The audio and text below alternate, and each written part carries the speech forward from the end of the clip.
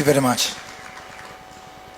Let me start by welcoming you all, ladies and gentlemen. Good afternoon.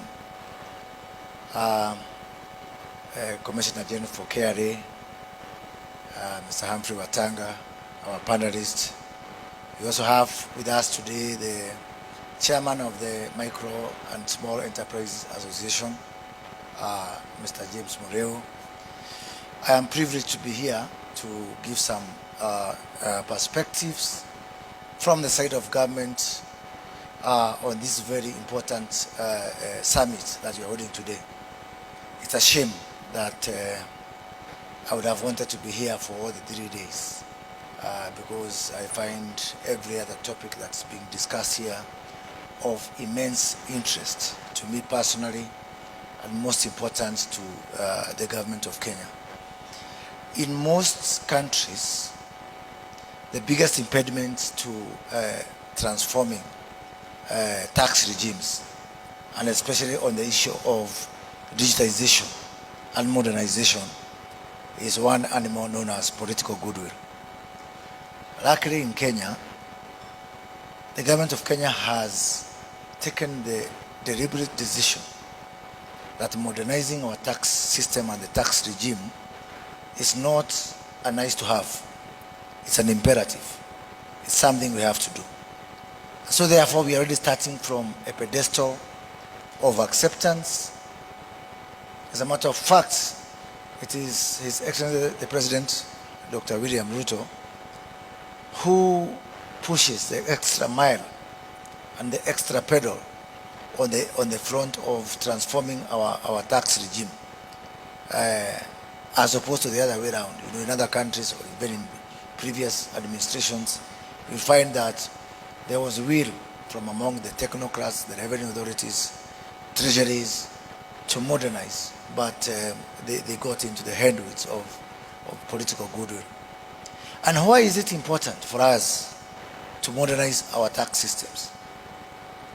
First of all, there is something that is happening not just in Kenya, but across Africa, and especially because of whatever is happening within the developed economies, principally the US economies, the high interest rates. You can start to imagine that just a few years ago, just before COVID, you know, the Fed rate in the US was has gone up close to 7-8 times. Just a Fed rate. If the African economies, if the interest rate will go up proportionate to what has happened within the US economy, Africa, as you know it, as an economy, would collapse.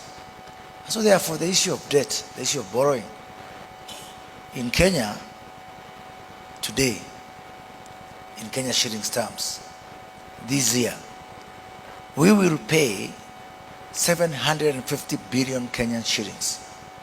That is just close to 6 billion US dollars. 30% of our tax revenue will go to paying interest on domestic debt. I didn't say principal. I just talked about interest. I didn't talk about foreign debt. I just talked about domestic debt. And so therefore, the money that was collected today from 8 o'clock to maybe around now, we've just been working for people who lend money to government. It is that catastrophic. And so therefore for us, it's not a nice to have. It's something we have to do. Why? Because if we expand our revenue base, we'll be able to bring down our domestic borrowing especially. And with the domestic borrowing coming down, we'll be able to bring down the interest rate and especially create an impetus for the private sector credit. And that for us is very important because it is the only way to jumpstart this economy. We have done everything we can, mostly on the expenditure side. I know there's still some things we can do, but we have stretched it to the limit. The only opportunity we have for us to grow and to jumpstart our economy is to work on the revenue side. And that's what we are doing. Second point that becomes important for us in this conversation is an issue of social justice and equity. That's the other driver for us to modernize our tax systems. I just pick on one area of taxes, the income taxes. In Kenya, we have got, a very, very funny, very weird structure of the workforce. The people in the formal sector, both in public sector and the private sector, we have got 3 million people within the formal sector. Within the informal sector, we've got 16 million. The 3 million people in the formal sector, in terms of income taxes, they contribute 500 billion shillings. That's close to over $4 billion in income taxes from 3 million people. The 16 million in the informal sector contribute only 12 billion shillings. For me, that's not an economic issue. For me, it's a social justice issue. It's an ethical issue. It's an equity issue. How can 3 million people disproportionately carry the burden on behalf of 16 million people who are virtually not contributing in terms of income taxes? So, what are we doing? Having realized that that is really, for us, it is an imperative. It's a must-have. First of all, we have decided that there will be nowhere to hide. There will be nowhere to hide for anybody, at zero option. Why? First of all, we have already a huge advantage. The level of digitization, digital payments of the Kenyan economy can be, other countries can look at it green with envy. And I'm sure you've got a lot of people here from international audience. So the base is already there. Because Kenya is the only country where someone who has never gone to school cannot construct a sentence in English, but they can use digital payments through M-Pesa. What an advantage. It is better than the gold mines of Zimbabwe. It's better than the diamonds of South Africa. It's better than the oil of Nigeria. It is a resource that Kenya is extremely proud of, where you have almost virtually the entire economy having embraced digital technology. And we are doing that across other spectra. Last year, we were able to distribute fertilizers to 6.4 million farmers using e-voucher and digital technology, to people, most of them, who are largely illiterate. But the voucher was sent to their phone. We were able to cut losses and corruption and deliver fertilizer straight to the farmer, proportionate to the size of the land holding. A very huge, very, very, very huge, development.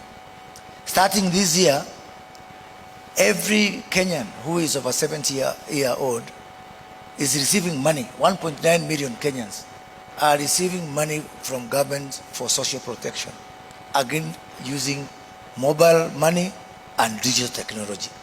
So we are there. It's not a big job for us to do.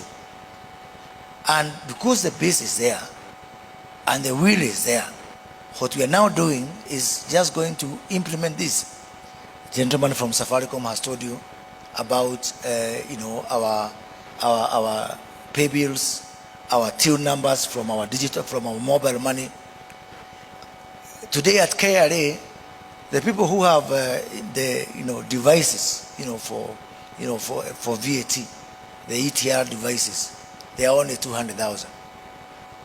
Combined, all our telcos and the banks who are doing mobile money, we've got what we call digital touch points for payments, 2 million of them, 10 times the ETRs we have at KRA.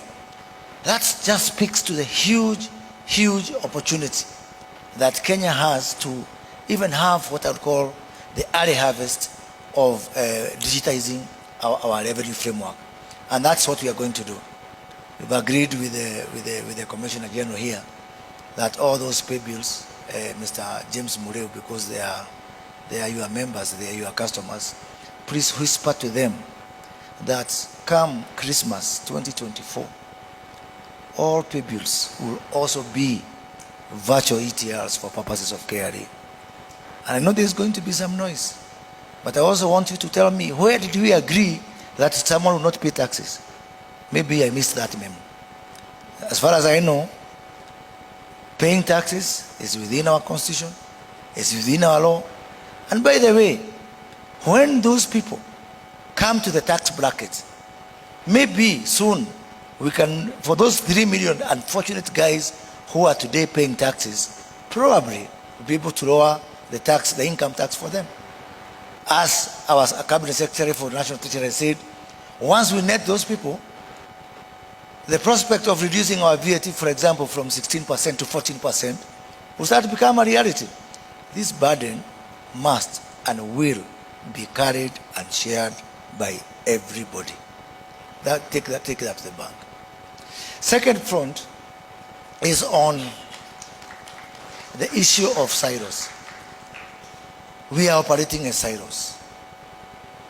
We have got just mountains and islands of people with information, which makes it very difficult for us to be able to even implement some of the topics that I've had here about AI and all that. And I like the gentleman from the UK who has said that the culture must be built. The culture of paying taxes must be built. But in our case here, and I think also Professor Ndemo mentioned that it's not just getting people to use technology, but to accept to pay taxes. Luckily for us in this country, all Kenyans love the rule of law. They are aware that we agreed within our laws and our constitution that we pay taxes. So the culture thing is not a problem. What is remaining is for us to do what we need to do. I know within these pockets, some people, when we try, especially to use AI, we are going to get into the challenges of people, citing data protection and all that. But the government of Kenya is taking measures to ensure that when it comes to issue of paying taxes, even hiding behind data protection and data privacy cannot save you, because we are going back to ensure that we change the legal regime to ensure that data sharing, data transparency is actually an obligation for everyone who is holding data. So that will make it easy for us to be able to move to the next step in terms of digitalization. And by the way, one of our other very ambitious projects that we are currently, if you open the newspapers in Kenya, currently you'll find the discussion around our modernizing our healthcare system, where for the first time, and I think unique in the whole world, we are putting all 54 million Kenyans on one digital health platform. If we are going to achieve that, and we will, because we are embarking on it from a very accelerated pace, the next task of now ensuring that all these 54 million Kenyans are also visible for purposes of tax is not something we are hiding from. It's a reality. I know there is pushback on health. I know there's going to be pushback on revenue, but the best thing is that the government is determined, and we are going to see modernization of our health system, modernization of our tax system, because for us, it is the issue of revenue where we are is an existential threat for the country of Kenya as we know it. And finally, even if we are able to modernize and to automate everything within our borders, we cannot be fully successful unless we go the extra mile and go cross-border. So this morning we were I was delighted to hear that in the UK, they don't just look at compliance from within the borders. We have to go cross-border, integrate with customs authorities in other countries, trade facilitation systems, port community systems, any other source of information that can be able to ensure that we are as accurate and we are on point as much as possible, because for us, it is not a nice to have, it's a must have. Thank you very much.